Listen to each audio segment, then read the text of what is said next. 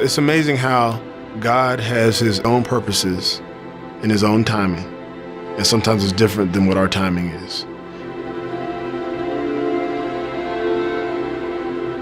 I always wanted to play football, clearly, but I always wanted to play wide receiver. I grew a little bigger than a wide receiver, so I ended up playing tight end. But as a tight end, you're an offensive player. You want to score touchdowns. You want to be known for, the footballs, the passes you catch, and going through college, going through the NFL.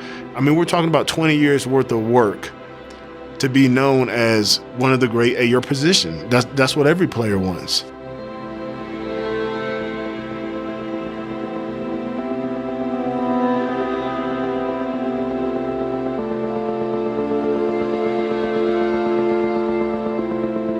It was tough for me because as an athlete, you want your name in lights. You want your name to be the one they call on Sundays, scoring the winning touchdown. You want to read about yourself in the paper. And then it's funny how, as hard as that was to be in that position, my wife kept telling me, Benjamin, you be faithful in what God has given you.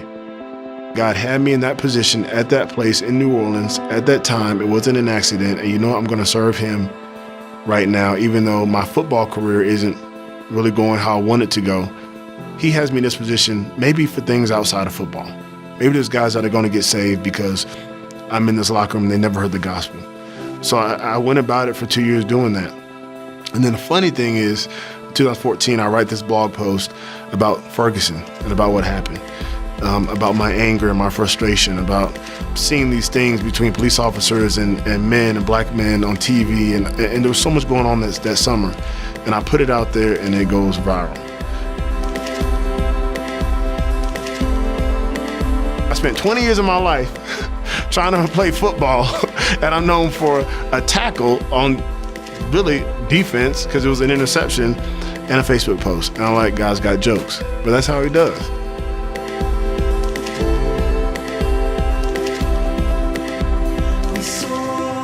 He can elevate your name however he wants to do it, or he can have nobody hear about you however he wants to do it. And you realize that it's not because of anything I did, it's because he wanted to elevate me at this time. He wanted people to know something that I wrote or something that I did at this time. And it's amazing his timing, because if it would have happened any other way, my pride might have kicked in and I might have thought it was all about me. All about because I was doing so well on the fields, why people know. But I know beyond a shadow of a doubt that it was him. And he just chose to do it at that time. And the whole thing turns into a book, Under Our Skin, getting real about race, getting free from the fear and the frustrations that divide us. The Facebook post grows legs, and next thing I know, a publisher is calling me about wanting to do a book based on the Facebook post. So the book really follows the sequence of the Facebook post, follows my emotions about being angry, about being sad, about being sympathetic, about being introspective, about being hopeless and hopeful, and ultimately being encouraged, because the gospel gives all mankind hope. When we look at all this that's going on in our country and our world, the gospel is the equalizer that promotes unity. And so that's where our encouragement can really lie.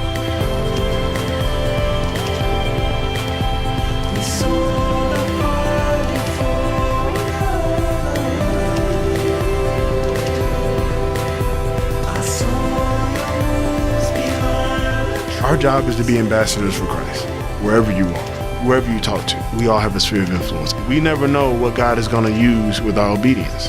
And if nobody hears about what you do, your job is to still be obedient to what he has for you to do.